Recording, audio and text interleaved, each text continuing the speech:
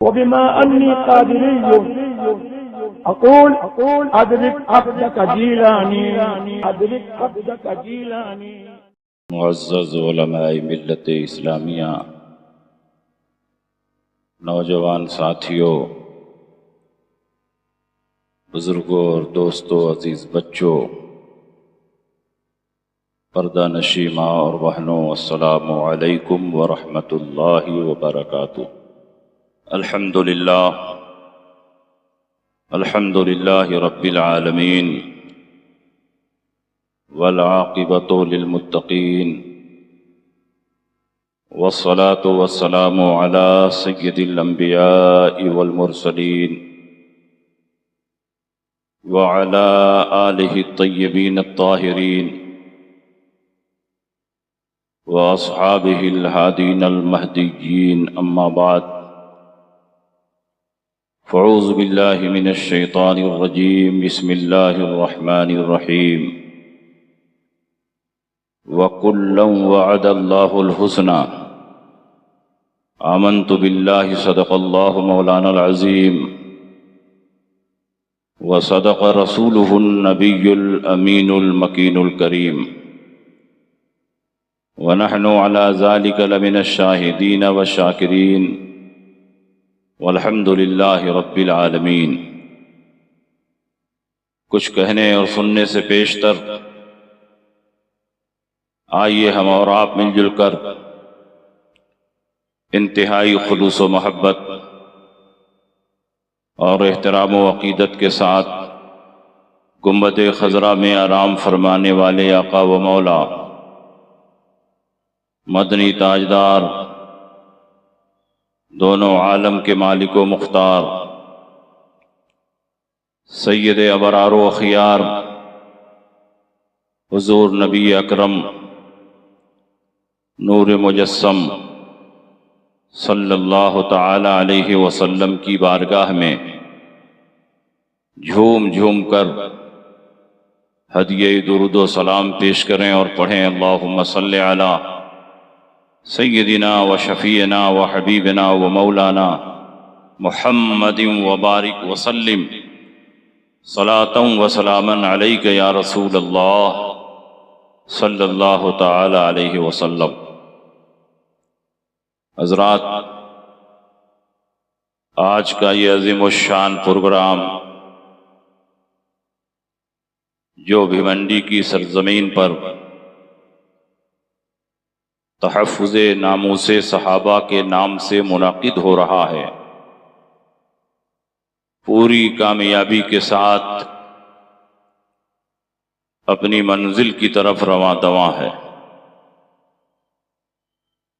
बड़े अच्छे अच्छे शुअरा और खुतबा से आपने नातें और तकरीरें समाअत की और मेरे बाद भी इंशाअल्लाह नातो मनक़बत और तकरीर का सिलसिला जारी रहेगा। आज के इजलास की सबसे बड़ी खुसूसियत ये है कि आज के जलसे में शहजादे सरकार मसौली, पीर तरीक़त, रहबर राह शरीयत, पासबान मसलक आला हज़रत, वारिसे जुब्बे मौलाए कायनात, फ़ख्रे अहले सुनन हज़रत अल्लामा सैयद मोहम्मद गुलजार इस्माइल वासिती रज़्ज़ाक़ी मद्दज़िल्लहुल आली तशरीफ़ फरमा होने वाले हैं। भिवंडी की सरजमीन पर तशरीफ़ ला चुके हैं और थोड़ी ही देर में स्टेज की ज़ीनत बनने वाले हैं। मैं इस अज़ीमुश्शान इजलास की कामयाबी के लिए फ़ख्र मिल्लत, तर्जमाने मसलक आला हज़रत अल्लामा फ़ख्रुद्दीन हशमती साहब, बानी व सरबराह दारुल उलूम हशमतुर रज़ा महाडा कॉलोनी भिवंडी को दिल की गहराइयों से मुबारकबाद पेश करता हूं। उन्होंने बड़ी काविशों और मेहनतों से इस अजीमुशान जलसे को सजाया संवारा और आपने दस्तो बाजू बनकर उनका साथ दिया। उसी का नतीजा है कि इतने अजीम ग्राउंड में ये शानदार प्रोग्राम हो रहा है और पूरा ग्राउंड सामीन और सामियात से भरा हुआ है। जलसा करना कोई आसान काम नहीं। जो लोग जलसा करते हैं वही जानते हैं कि कितनी परेशानियों और दिक्कतों का सामना करना पड़ता है। उन सारी परेशानियों और दिक्कतों को बर्दाश्त करते हुए फ़ख्र अहले सुन्नत हज़रत अल्लामा फ़खरुद्दीन हशमती साहब ज़िदा मजदहू ने ये अज़ीमुश्शान प्रोग्राम मुनाकिद करने में कामयाबी हासिल की और पूरे बम्बई से बल्कि महाराष्ट्र से बहुत सारे उलमा, फुज़ला, हुफ़्फ़ाज़ क़ुर्रा, अइम्मा मसाजिद यहाँ स्टेज पर तशरीफ फरमा है। तहफ़्फ़ुज़े नामूसे सहाबा पर यह कॉन्फ्रेंस हो रही है, उसी पर मेरी तकरीर भी हो रही है। अल्लाह रब्बुल इज़्ज़त ने कुरान अजीम में जगह जगह सहाबा की अजमत शान को बयान फरमाया। अव्वलन अल्लाह ने सहाबा की दो किस्में की, फतह मक्का से पहले वाले सहाबा, फतह मक्का के बाद वाले सहाबा।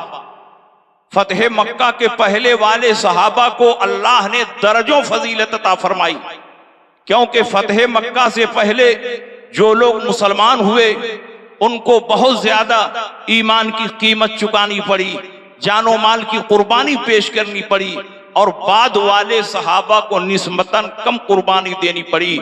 इसीलिए अल्लाह रब्बुल इज़्ज़त कुरान अज़ीम में इरशाद फरमाता है, ला यस्तवी मिनकुम मन अनफक़ा मिन क़ब्लिल फ़त्ह व क़ातला उलाइका आज़मु दरजतम मिनल लज़ीना अनफ़क़ू मिन बाद व क़ातलू व कुल्लन वअदल्लाहुल हुस्ना।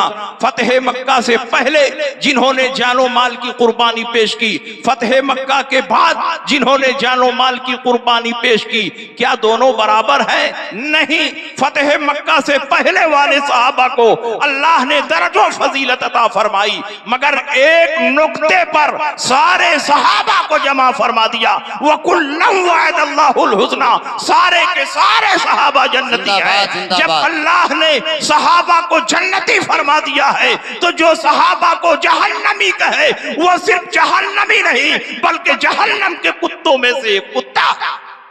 बेशक याद रखें, अल्लाह के नबी सैयद आलम सल्लल्लाहु ताला अलैहि वसल्लम ने सैकड़ों हदीसों में सहाबा की अजमत शान को बयान किया। अल्लाह ने दर्जनों आयतों में सहाबा की अजमत को बयान फरमाया। वक्त नहीं है वरना सारी आयतें पढ़ पढ़ के मैं सुना देता। सुनिए एक हदीस, हजरत अब्दुल्लाह इब्न मसूद इरशाद फरमाते हैं, उलाइका अस्हाबु मुहम्मदिन सल्लल्लाहु ताला अलैहि वसल्लम कानू अफज़ल हाज़िहिल उम्मा व अबर्रहा क़ुलूबन व आमक़हा इल्मन व अक़ल्लहा तकल्लुफ़न इख्तारहुमुल्लाह लिसुहबति नबिय्यिही व लिइक़ामति दीनिही। ये किसी और के सहाबी नहीं है, ये मोहम्मद सल्लल्लाहु अलैहि वसल्लम के सहाबा हैं जो इस उम्मत में सबसे अफजल हैं और अल्लाह ने इनके दिलों को बहुत पाकीज़ा बनाया है। ये इल्म में बहुत गहराई रखते हैं, तकल्लुफ़ाते दुनिया से बहुत दूर हैं। ये वो नफूस कुद्सिया हैं कि अल्लाह ने अपने हबीब की सोहबत और उनके दीन की नुसरत और हिमायत के लिए इनको मुंतखब फरमाया। बेशक जिंदाबाद। और हदीस में अल्लाह के नबी सैयद आलम सल्लल्लाहु अलैहि वसल्लम इरशाद फरमाते हैं, ला तसुब्बू अस्हाबी फलौ अन्ना अहदकुम अनफका मिस्ला उहदिन ज़हबन मा बलगा मुद्दा अहदिहिम वला नसीफहु। मेरे सहाबा को बुरा ना कहो, इसलिए कि मेरे सहाबा की शान ये है कि अगर तुम उहद पहाड़ के बराबर सोना रब की बारगाह में खर्च करो और मेरा सहाबी 1 किलो 2 किलो जौ रब की बारगाह में खर्च करे तो उस जौ पर इतना सवाब अता फरमाया जाएगा कि सोने के पहाड़ पर भी उतना सवाब नहीं दिया जाएगा। इसीलिए आज के दौर में बड़ा से बड़ा वली भी किसी सहाबी के दर्जे को नहीं पहुंच सकता, बल्कि मैं तो यह कहता हूं कि औलियाए किराम में चाहे गौस हो, चाहे कुतुब हो, चाहे अब्दाल हो, चाहे औताद हो, कोई भी किसी अदना दर्जे के सहाबी के दर्जे को नहीं पहुंच सकता। बेशक बेशक, जिंदाबाद। और उन सहाबा में सबसे अफजल हजरत अबू बकर सिद्दीक हैं, बेशक, जिनकी सुभान अल्लाह। अफजलियत का इनकार ये नाम निहाद मौलाई कर रहे हैं। हजरत सिद्दीक अकबर अंबिया और मुरसलीन के बाद इस कायनात में सबसे अफजल है और ये अहले सुन्नत का इजमाई अकीदा है। तमाम सहाबा का इस पर इत्तेफाक है और तमाम अहले बैत अतहार का इस पर इजमा। और आपकी अफजलियत के 1-2 नहीं सैकड़ों दलाइल हैं। 2-3 बातें सुनिए। जब अल्लाह के नबी मरज़े विसाल में पहुंचे, 13 दिन अल्लाह के नबी बीमार रहे, 5 दिन दीगर अज़वाजे पाक के पास रहे और अखीर के 8 दिन हजरत आयशा सिद्दीका के हुजरे में रहे। अल्लाह के नबी सैयद आलम सल्लल्लाहु अलैहि वसल्लम बीमारी के जमाने में भी मुसल्ले इमामत पर पहुंचकर सहाबा की इमामत फरमाते रहे, लेकिन विसाल से ठीक 3 दिन पहले नबी का विसाल दोशंबा मुबारका को हुआ है और जुमरात को इशा के वक्त अल्लाह के नबी की तबीयत में बहुत ज्यादा, अल्लाह के नबी के मर्ज में बहुत शिद्दत पैदा हो गई। अल्लाह के नबी सख्त बीमार हुए, बार बार आप पर गशी तारी होती। अल्लाह के नबी सैयद आलम सल्लल्लाहु अलैहि वसल्लम की बारगाह में मुअज्जिन मस्जिद नबवी हाजिर हुए और इत्तला दी, या रसूल अल्लाह, अजान हो चुकी है, जमात का वक्त हो चुका है। अल्लाह के नबी पर गशी तारी है। अल्लाह के नबी होश में आते हैं, आप इरशाद फरमाते हैं, हरीदू अलैया बिसबे क़रबिन लम तुहलल औकियतुहुन्ना, मुझे 7 मशक पानी से गुस्ल दिया जाए जिसकी बंदिश न खोली गई हो। आपको गुस्ल दिया जाता है, गशी का असर कुछ जायल होता है। अल्लाह के नबी उठने की कोशिश करते हैं मगर ज़ोफ़ो नकाहत के सबब न उठ सके। अल्लाह के नबी पर फिर गशी तारी हुई, फिर होश में आए, आपने फरमाया मुझ पर पानी का छिड़काव किया जाए। बार बार आप पर पानी का छिड़काव किया जाता, कुछ देर के बाद आप पर गशी तारी हो जाती।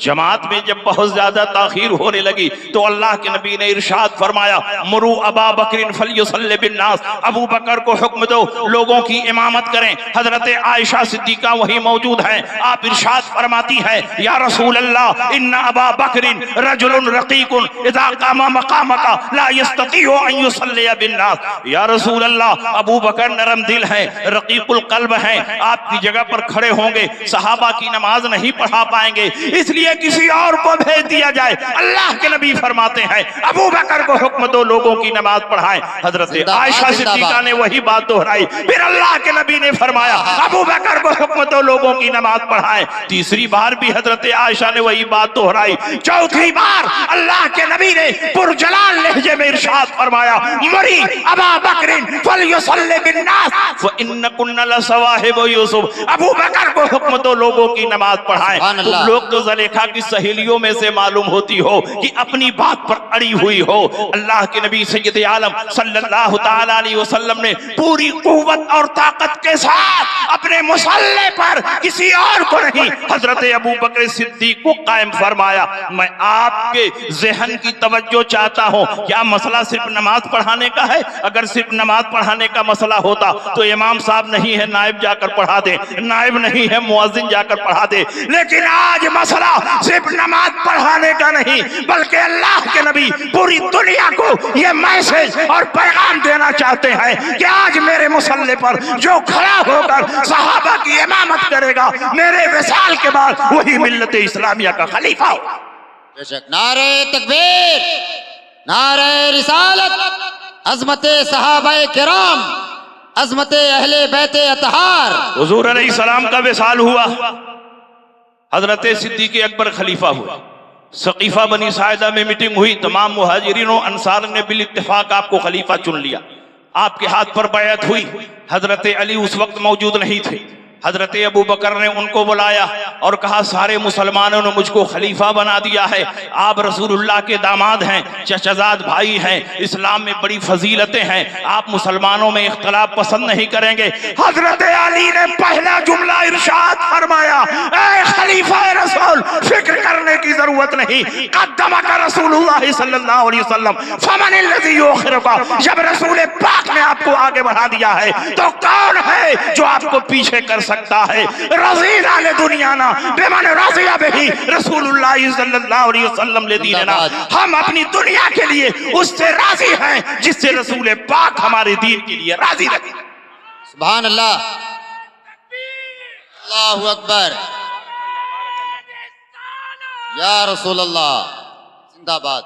सुनिए, जब हजरत अबू बकर सिद्दीक हुजूर के साथ हिजरत फरमाकर मदीना मुनव्वरा तशरीफ ले गए, अल्लाह के नबी ऊंटनी पर सवार होकर मदीना मुनव्वरा में इंटर करते हैं। ऊंटनी मदीने की गलियों में घूमती है। बहुत सारे सहाबा आगे बढ़कर ऊंटनी की रस्सी पकड़ने की कोशिश करते हैं। अल्लाह के नबी ने फरमाया, मेरी ऊंटनी की रस्सी छोड़ दो, फ़इन्नहा मामूरतुम मिनल्लाह, क्योंकि मेरी ऊंटनी को हुक्म हो चुका है कि उसे किसके दरवाजे पर बैठना। अबू अयूब अंसारी के दरवाजे पर बैठी, हुजूर अलैहिस्सलाम का सामान उतारा गया। अबू अयूब अंसारी को मेजबानी का शरफ हासिल हुआ। चंद दिनों के बाद अल्लाह के नबी ने फरमाया, ऐ अबू अयूब, तुम्हारे मकान के सामने ये लंबी चौड़ी जमीन किसकी है? अगर ये जमीन मुझको मिल जाती तो मैं इसी पर मस्जिद नबवी की तामीर करना चाहता। अबू अयूब अंसारी ने फरमाया, या रसूल अल्लाह, 2 यतीम बच्चों की जमीन है। वो यतीम बच्चे बुलाए गए। रसूल पाक ने फरमाया, अगर ये जमीन मुझे मिल जाए तो मैं इस पर एक मस्जिद बनाना चाहता हूँ। यतीम बच्चों ने कहा, या रसूल अल्लाह, दिल से ये जमीन आप पर कुर्बान है, आप इस पर मस्जिद बनाएं। रसूल पाक ने फरमाया, यूं ही नहीं, जब कीमत लेकर जमीन दोगे तब मैं इस पर मस्जिद बनाऊंगा। उन यतीम बच्चों ने कहा, उनका दिल कितना बड़ा है? फरमाते हैं कि हम लोग दिल से दे रहे हैं, या रसूल अल्लाह, कबूल फरमा लें, हमारे पास जो कुछ है वो सब आपका सदका है। अल्लाह के नबी ने फरमाया, नहीं, तुम लोग यतीम बच्चे हो, जब तक पैसा नहीं लोगे इस जमीन पर मैं मस्जिद नहीं बनाऊंगा। यतीम बच्चों ने कहा, या रसूल अल्लाह, आप इसरार फरमा रहे हैं तो 10 दीनार कीमत अदा फरमा दें और इसी जमीन पर मस्जिद बनाएं। 10 दीनार कीमत तय हो गई। सहाबा के मजमे आम पर अल्लाह के नबी ने निगाह दौड़ाई और हजरत सिद्दीक अकबर को मुंतखब फरमाया और फरमाया, अबू बकर, आगे बढ़ो और इस जमीन की कीमत अपनी जेबे खास से अदा करो। वो जमीन जिस पर आज मस्जिद नबवी खड़ी है उसको खरीद कर रसूलुल्लाह पाक की मोहब्बत पर कुर्बान करने वाला कोई और नहीं बल्कि हजरत अबू बकर सिद्दीक थी। और सुनिए, आगे बढ़िए। सुभान अल्लाह। नबी अकरम सल्लल्लाहु ताला अलैहि वसल्लम ने संगे बुनियाद का जलसा रखा। तारीख मुतय्यन हो गई, बुनियाद खोदी गई, तमाम मुहाजिरीनों अंसार जमा हुए। रसूल पाक ने बुनियाद का पहला पत्थर अपने हाथ से रखा। सुभान अल्लाह। ये किसकी बुनियाद रखी जा रही है? मस्जिद नबवी की बुनियाद रखी जा रही है। रसूल पाक अपने हाथों से मस्जिद नबवी की बुनियाद का पहला पत्थर रख देते हैं। फिर फरमाते हैं, अय अबू बकर, एक पत्थर तुम भी लेकर आओ और मेरे पत्थर के बगल में रख दो। अबू बकर ने रख दिया। रसूल पाक ने फरमाया, अय उमर, एक पत्थर तुम भी लेकर आओ और अबू बकर के बगल में रख दो। उन्होंने भी रख दिया। रसूल पाक ने फरमाया, अय उस्मान, एक पत्थर तुम भी लेकर आओ और उमर के बगल में रख दो। उस्मान ने भी रख दिया। रसूल पाक के पत्थर रखने के बाद पहला पत्थर अबू बकर ने रखा, दूसरा पत्थर उमर ने रखा, तीसरा पत्थर उस्मान गनी ने रखा। ये तरतीब बता रही है कि नबी के विसाल के बाद पहला खलीफा अबू बकर होंगे, दूसरा खलीफा उमर होंगे, तीसरा खलीफा उस्मान गनी होंगे। नारे तकबीर, नारे रिसालत, सुभान अल्लाह। जो फजीलत की तरतीब है वही खिलाफत की तरतीब है, और जो खिलाफत की तरतीब है वही फजीलत की तरतीब है। और सुनिए, आला हजरत ने इस हदीस को नकल फरमाया, और कहाँ नकल फरमाया? मतलउल कमरैन में। आला हजरत ने इस मौजू पर 3-4 रिसाले तहरीर फरमाए। गायतुत तहकीक फी इमामतिल अली व सिद्दीक, अज़्ज़लालुल अनक़ा मिन बहर सबक़तिल अतक़ा, और मतलउल कमरैन भी आपने तसनीफ फरमाई। उसमें यह हदीस मौजूद है, रसूल पाक सय्यद आलम सल्लल्लाहु अलैहि वसल्लम की खिदमत में एक शख्स ऊंट बेचने के लिए गया। रसूल पाक ने उसके ऊंट खरीद लिए, वो बेचकर जा रहा था, रास्ते में हजरत अली मिले। उन्होंने पूछा कहां से आ रहे हो? कहा रसूल पाक की खिदमत में ऊंट बेचने गया था, ऊंट बेच करके आ रहा हूं। अली ने पूछा रसूल पाक ने पैसा दिया? उसने कहा नहीं, रसूल पाक ने पैसा नहीं दिया, उधार खरीदा, बाद में रसूल पाक अता फरमाएंगे।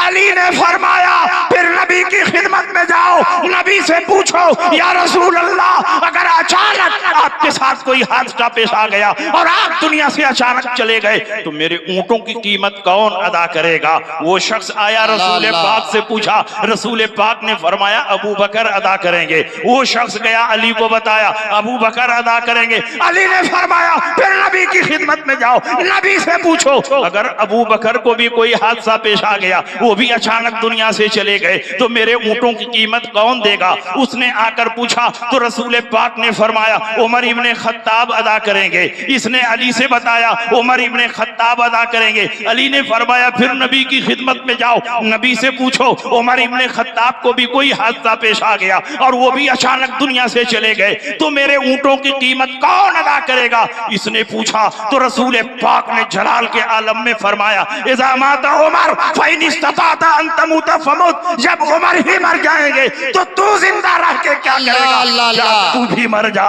रसूल पाक सैयद आलम सल्लल्लाहु अलैहि वसल्लम ने ये ऊंट जाती हैसियत में नहीं खरीदे थे, वाली मुल्क होने की हैसियत से, वाली सल्तनत होने की हैसियत से, वाली उम्मत होने की हैसियत से खरीदा था। जब मुल्क का वजीर आजम वर्ल्ड बैंक से कर्ज लेता है, जाती हैसियत में कर्ज नहीं लेता, बल्कि मुल्क का वजीर आजम होने की हैसियत से कर्ज लेता है। वो वजीर आजम चला जाए, दूसरी हुकूमत आए तो दूसरा वजीर आजम उस कर्ज को अदा करेगा, तीसरा वजीर आजम आए वो कर्ज को अदा करेगा। गोया रसूल पाक ने इशारा फरमा दिया कि जिस तरह आज मैं वाली मुल्क और वाली सल्तनत हूँ, मेरे बाद अबू बकर सिद्दीक वाली मुल्क होंगे, उनके बाद उमर इब्ने खत्ताब वाली मुल्क। सुभान अल्लाह, जिंदाबाद जिंदाबाद। हजरत अबू बकर उमर की अफजलियत पर दलालत कर रही।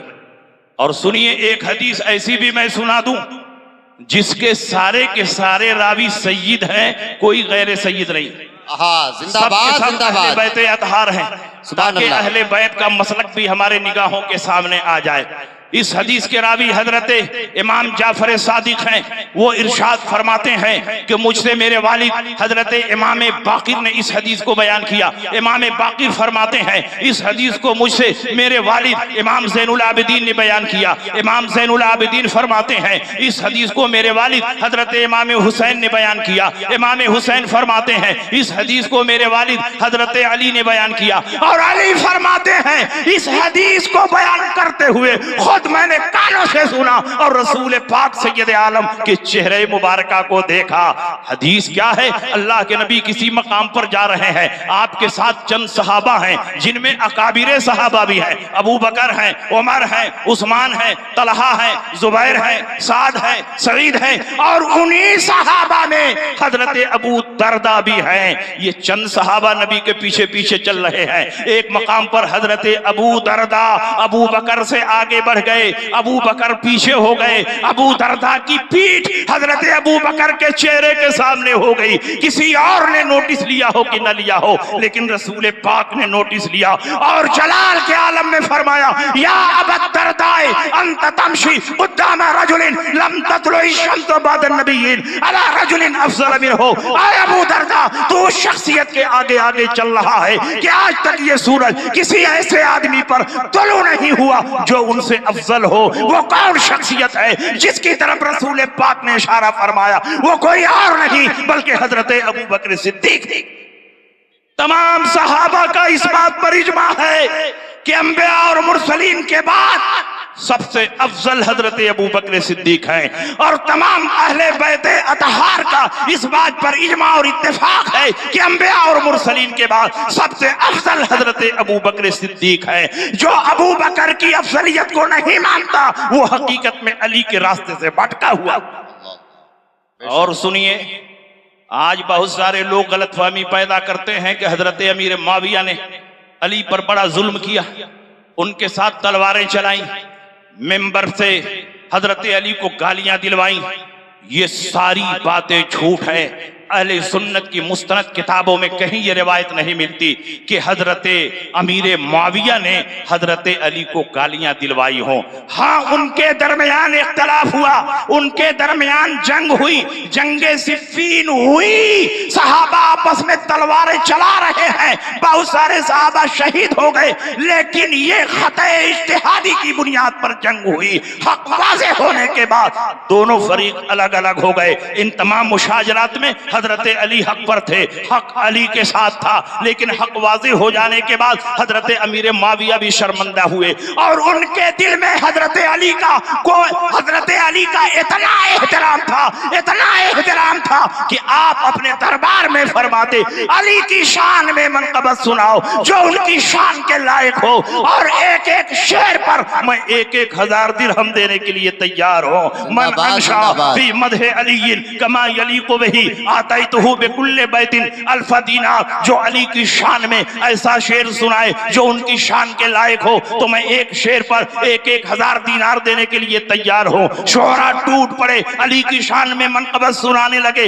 और अमीर मुआविया झूम रहे हैं, एक एक शेर पर 1,000 दे रहे हैं। मैं आपसे पूछना चाहता हूं, अगर उनके दिल में नफरत होती तो अपने दरबार में अली की कसीदा खानी ना करते, बल्कि अमीर मुआविया झूम कर फरमा रहे हैं अलीयुन अफजल मिनहु, अली तो इससे भी अफजल है, अलीयुन अफजल मिनहु, अली तो इससे भी अफजल है। ये इस बात की दलील है कि उनके दिल में नफरत नहीं थी बल्कि अली की मोहब्बत। बेशक। और एक और बात सुनिए, नारा मत लगाओ, नारा मत लगाओ, सुनो धीरे से। हजरत अली का इतना एहतराम था उनके दिल में, अमीर मुआविया के दिल में, कि जब मसाइल शरिया में उनको मुश्किलात पेश आती तो किसी और की तरफ नहीं बाबुल इल्म की तरफ रुजू करते, और हजरत अली उसका जवाब भी अता फरमाते। एक मर्तबा हजरत अली से किसी ने पूछा कि आप भी जन्नत में जाएंगे और मुआविया भी जन्नत में जाएंगे? अली ने फरमाया अना व मुआवियतो फिल जन्नह।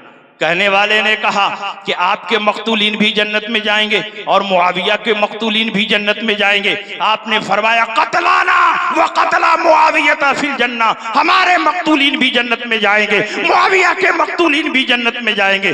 उसने कहा कि मुआविया ने आपके खिलाफ तरवालें चलाई, आपके खिलाफ जंगें की, वो कैसे जन्नत में जाएंगे? हजरत अली फरमाते हैं कि क्या तुमने कुरान की ये आयत नहीं पढ़ी, व नज़ाना मा फी सुदूरिहिम मिन गिल्लिन इख्वानन अला सुरूरि मुतकाबिलिन, हम इनके सीनों से कीना निकाल देंगे और इनको भाई भाई बनाकर जन्नत में दाखिल करेंगे, और दोनों जन्नत में इस तरह बैठेंगे कि इनका तख्त उनके सामने होगा और उनका तख्त इनके सामने। हजरत अमीर मुआविया रजी अल्लाह ताला अन्हु जंग के बाद मुल्क शाम चले गए। हजरत अली ने उनको खत लिखा।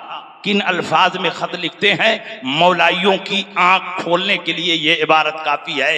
हजरत अली खत में लिखते हैं फल हक़्क़ु अन्ना रब्बना वाहिद व दीनना वाहिद व कलिमतना वाहिदा व दावतना फिल इस्लाम वाहिदा। सच्ची बात यह है कि जो तुम्हारा रब है वही हमारा रब है, जो तुम्हारा दीन है वही हमारा दीन है, जो तुम्हारा कलमा है वही हमारा कलमा है, और दीन में जिन बातों की दावत तुम देते हो उन्हीं बातों की दावत हम भी देते हैं। अब क्या फर्क रह गया? तुम अमीर मुआविया को काफिर कह रहे हो, अमीर मुआविया को मुनाफिक कह रहे हो, अमीर मुआविया को बागी कह रहे हो, अमीर मुआविया को ताकी कह रहे हो, और अली के घर वाले अमीर मुआविया को मुज्तहिद कह रहे हैं, अमीर मुआविया को सहाबी कह रहे हैं, अमीर मुआविया को जन्नती कह रहे हैं। बेशक। और एक आखिरी बात सुन लीजिए, हजरत अली करमल्लाहु ताला वजहुल करीम का इल्मी दबदबा सारे सहाबा पर था। हजरत आयशा फरमाती हैं कि पूरे मदीना मुनव्वरा में नबी की सुन्नतों को अली से ज्यादा पहचानने वाला मैंने किसी को नहीं देखा। सईद इब्ने मुसय्यिब फरमाते हैं कि मिंबर पर बैठकर ये ऐलान करने का हक कि जो चाहो पूछो, अली को है, अली के सिवा किसी को नहीं है। और अब्दुल्ला इब्ने अब्बास फरमाते हैं जब जब मैंने अली से कोई मसला पूछा, अली ने फौरन बताया और बिल्कुल सही बताया। ये अली की शान है। हजरत अली करमल्लाहु ताला वजहुल करीम और हजरत अमीर माविया में जंग हुई, ये तारीख के सफात पर मौजूद है, इससे इनकार नहीं किया जा सकता। लेकिन उसी जंग के जमाने में रोम के बादशाह ने हजरत अमीर माविया के पास पैगाम भेजा कि अली तुमसे जंग कर रहे हैं, अगर तुम चाहो तो मुझसे हाथ मिला लो, हमारी और तुम्हारी फौजें मिलकर अली पर हमला करेंगी और उनके लश्कर को तबाह बर्बाद कर देंगी, अली का नामो निशान मिटा देंगी। उस जंग के आलम में हजरत अमीर माविया ने जो जवाब दिया है वो आप ज़र से लिखने के काबिल है। अमीर माविया फरमाते हैं, ओ रूमी कुत्ते, तू अली पर हमला करने की फिक्र कर रहा है, अगर तूने अली के लश्कर पर हमला किया तो अली के लश्कर से सबसे पहला सिपाही जो निकल कर तुम पर हमला करेगा वो कोई और नहीं, मुआविया इब्ने अबी सुफियान हो। जिंदाबाद, नारे तकबीर, नारे रिसालत। अगर मैं इस मौजू पर बोलूं सुबह तक बोल सकता हूं, दलाइल कम नहीं होंगे। माशाअल्लाह। एक आखिरी बात सुनिए और तकरीर खत्म हो जाए। हजरत अली कूफा में रह गए क्योंकि उन्होंने कूफा को दारुल खिलाफा बनाया और अमीर माविया जंग सिफ़ीन के बाद मुल्क शाम में आ गए। अमीर माविया के साथ भी बहुत सारे सहाबा थे, अली के साथ भी बहुत सारे सहाबा थे, बहुत सारे मुज्तहिदीन अली के साथ भी हैं, बहुत सारे मुज्तहिदीन हजरत अमीर माविया के साथ थे। ये बिल्कुल आखिरी रिवायत सुनो।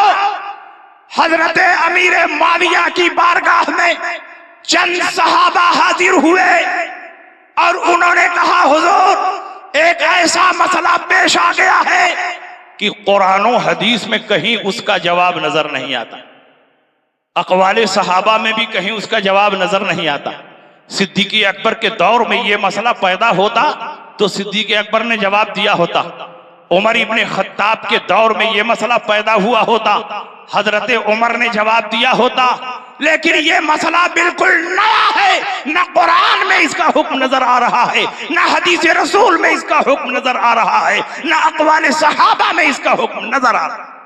हजरत अमीर माविया ने कहा, आखिर कौन सा इतना नया मसला आ गया कि कुरान और हदीस में कहीं उसका हुक्म नजर नहीं आता। हजरत अमीर माविया भी मुज्तहिद है। हजरत अब्दुल्ला इब्ने अब्बास ने फरमाया, असाबा फ़इन्नहु फ़क़ीह, उन्होंने ठीक किया इसलिए कि वो फकीह और मुज्तहिद है। अमीर माविया ने पूछा, वो कौन सा ऐसा मसला है जो कुरान और हदीस में नजर नहीं आ रहा है। सहाबा ने कहा, हुजूर मसला ये है कि एक आदमी का इंतकाल हुआ, उसने एक लड़का छोड़ा, एक लड़की छोड़ा और एक ऐसा नाबालिग बच्चा छोड़ा जिसमें लड़का और लड़की दोनों की अलामत मौजूद है, जिसमें मेल फीमेल दोनों की अलामत मौजूद है। यानी मुखन्नस को छोड़ा, अगर उसका लड़का होना मुतय्यन हो तब तो हिस्सा मालूम हो जाएगा, उसका लड़की होना मुतय्यन हो तब भी उसका हिस्सा जाहिर हो जाएगा, क्योंकि कुरान में अल्लाह फरमाता है, लिज़्ज़करि मिस्लु हज़्ज़िल उन्सयैन, एक मुज़क्कर को दो मुअन्नस के बराबर दिया जाएगा, एक मेल को दो फीमेल के बराबर दिया जाएगा। लेकिन यहाँ यही मुतय्यन नहीं हो पा रहा है कि ये मेल है कि फीमेल है। हजरत अमीर माविया ने फरमाया, वाकई ये सवाल तो बिल्कुल नया है, लेकिन घबराने की कोई जरूरत नहीं।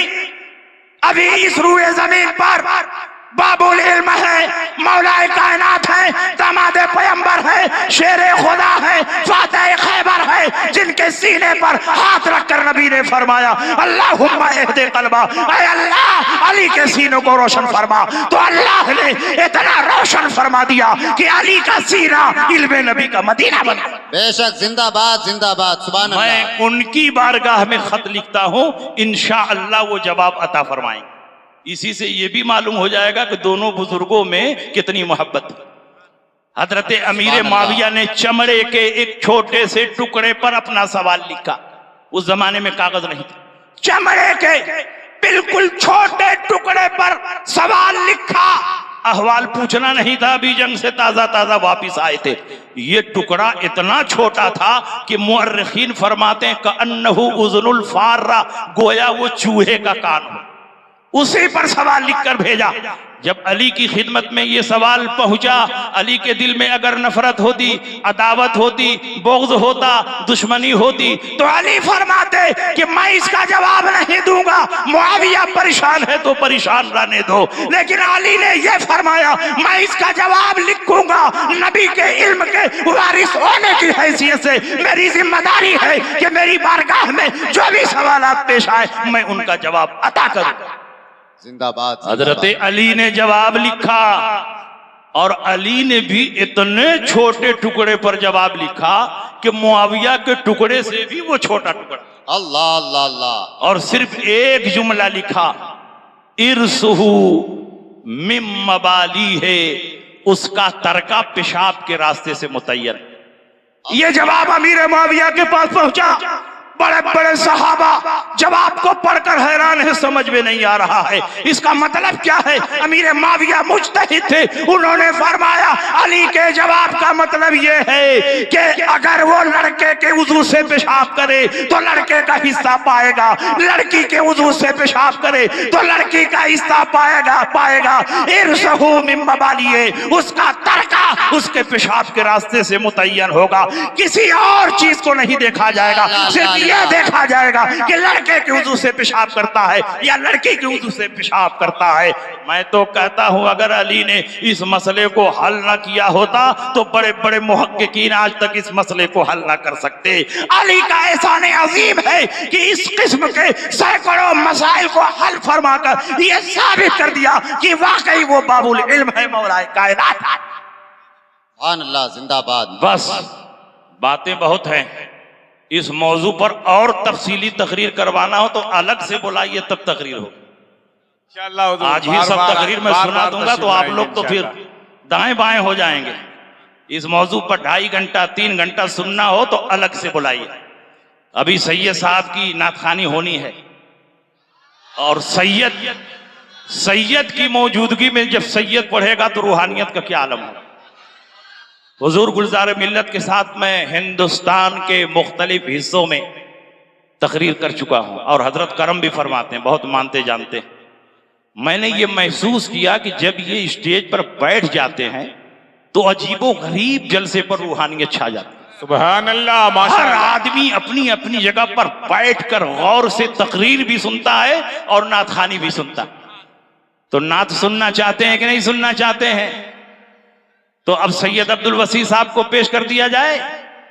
सैयद की मौजूदगी में सैयद पढ़ेगा तो कितना सुहाना मंजर होगा। वाखिर दावाना अनिल हम्दुलिल्लाहि रब्बिल आलमीन।